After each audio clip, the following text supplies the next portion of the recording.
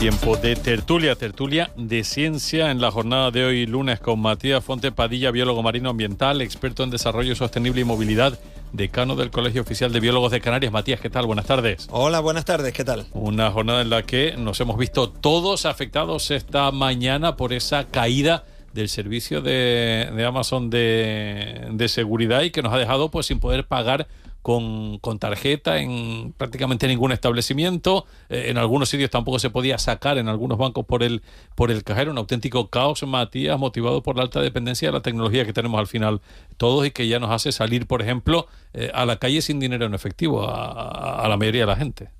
Sí, además que tenemos que tener en cuenta y que nosotros estamos totalmente conectados y dependientes de las redes exteriores. Es decir, aunque aquí no tengamos un apagón de electricidad, por ejemplo, como todas las islas tienen cables submarinos, estamos unidos por cables submarinos, y las islas están unidas por cables submarinos a la península, cuando hay un fallo tecnológico a nivel europeo o a nivel nacional, nos afecta igual.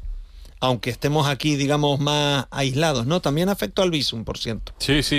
Cuando el apagón, precisamente, que fue en abril, volvimos a darnos cuenta de la dependencia que teníamos de todo, y los expertos recomendaban que llevásemos siempre una cantidad de dinero, que tuviéramos en casa, yo no me acuerdo, dinero para sobrevivir 3 días, una cantidad, no sé si llegaban a decir, pero dinero en efectivo para aguantar si había problemas X días. Pero bueno, al final nos entró por un oído y nos salió por otro, ¿no? Como los consejos de autoprotección en cualquier momento. Eso se vio también en Valencia, ¿no? Cuando la Dana. Sí. Ahí se vio que quien tenía un poco de dinero en efectivo, pues podía hacer algo. Pero la mayor parte de la gente, nada, ¿no? Lo de la radio, se dijo que todo el mundo tenía que tener una radio a pilas en la casa. Se dijo cuando fue el apagón, pero la gente sí. Seguro que al final nadie se la ha comprado. Matías sí que es un hombre que lleva siempre dinero en el bolsillo. Pues mira, curiosamente sí, ¿eh? ¿Ah, sí? Siempre sí, tengo, pero es como una costumbre. Siempre, todas las semanas saco un poquito y lo llevo en la cartera. Que después rara vez la uso, también lo digo, ¿no? Que después no te pase como Ábalos, ¿no? Que no. Pero sí llevo algo de dinero, ¿no? ¿Sabes por qué? También por la costumbre del hierro, ¿no?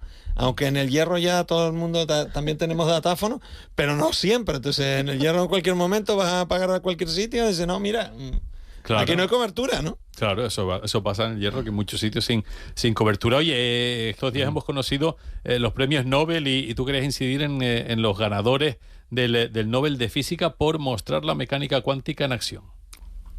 Sí, como profesor de instituto, la frase que más he oído en 20 años ha sido: ¿y esto para qué sirve? ¿Vale? Hablando de las ciencias básicas, ¿no? Cuando se estudia física, química, biología, matemática. ¿Y esto a mí para qué me sirve, no? Queridos oyentes, para lo que sirve es que sin ciencia básica no hay ciencia aplicada. Es decir, todos los grandes descubrimientos se hacen en ciencia básica y después es cuando logramos crear sistemas que funcionen en función de la ciencia básica. Ese es el primer comentario. Y el segundo es que hasta hace poco había como una muralla insalvable entre lo que era el mundo cuántico, que se comportaba de una forma completamente diferente de lo que era el mundo visible o macroscópico, ¿no? Y gracias a estos avances se está viendo que en realidad es la misma realidad. Quizás a otros niveles, pero efectivamente es la misma realidad y pueden haber interconexiones entre el mundo cuántico y el mundo macroscópico y viceversa, lo cual tiene unas aplicaciones impresionantes, sobre todo en el tema de nanomateriales, ¿no? Oye, y lo que yo no sé, Matías, si vendrá antes o después la araña canaria y su genoma. Cuéntanos qué pasa con las perspectivas que se están abriendo a través de eso, del genoma de una araña canaria.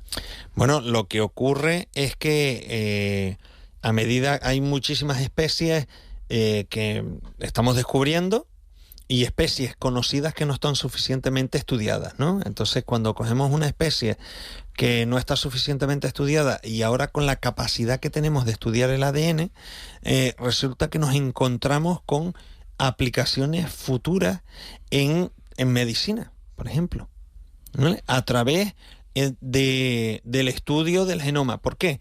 Porque cuando las arañas producen sustancias, ¿no? Los arácnidos no son insectos. Hay gente que dice, no, es un insecto, es una araña. No, los arácnidos van por su lado, ¿no? Un grupo enorme. Y todos conocemos pues, los productos de las arañas que son mortales, que pican, que son irritantes y tal. Bueno, el estudio del ADN de estos animales nos permite crear y modificar la producción de determinadas sustancias, por ejemplo, ¿no? Aparte de lo que obviamente comentaba la noticia, ¿no?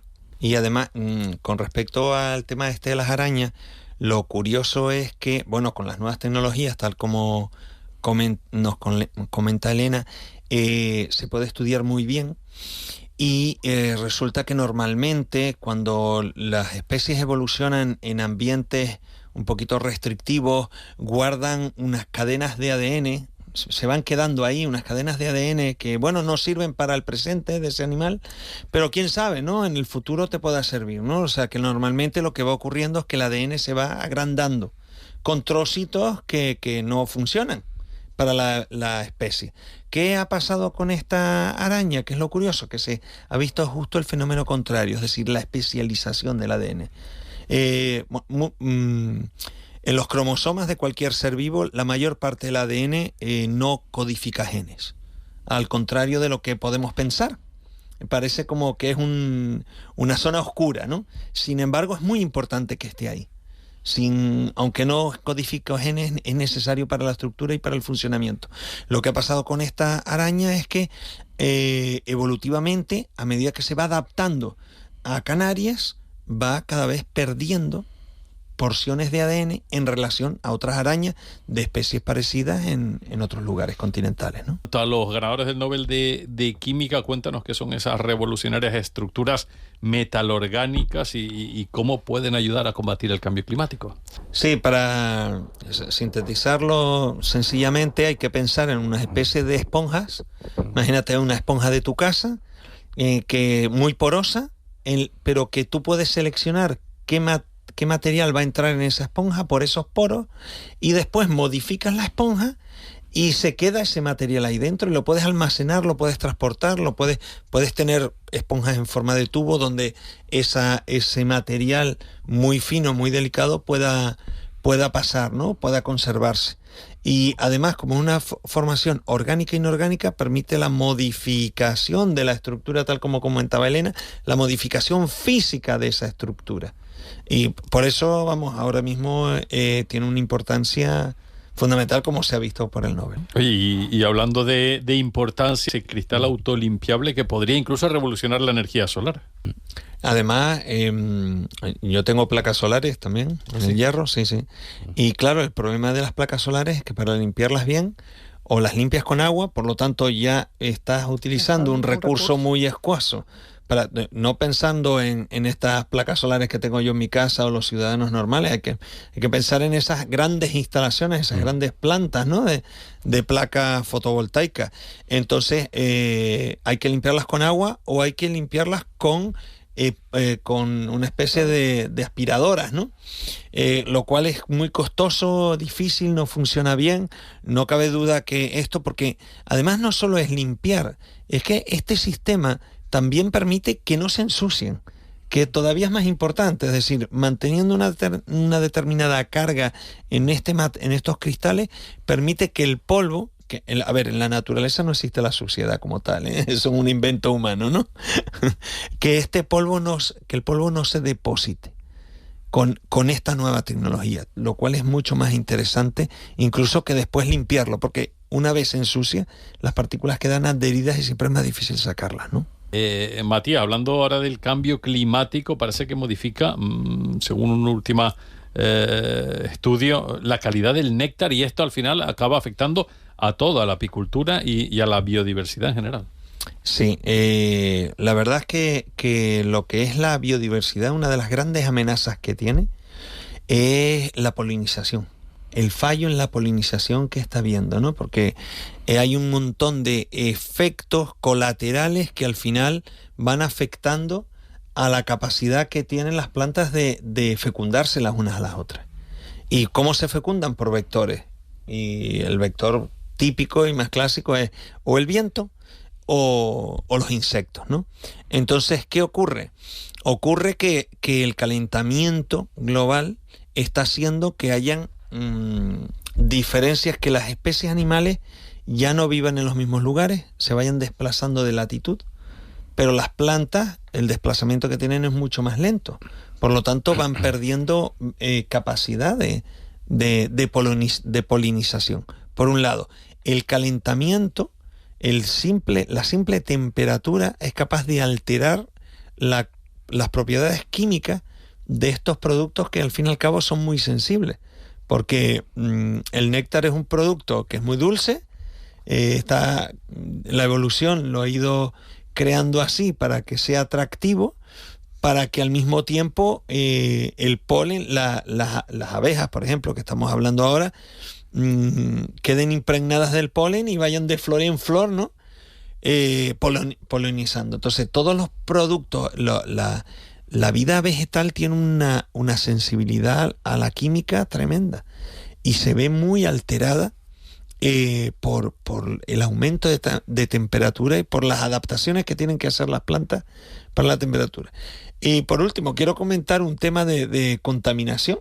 Y aquí en Santa Cruz, cuando fue el coronavirus, aunque nos salgamos un poquito, pero quiero comentar para que vean la capacidad que tienen de adaptación las plantas en este sentido.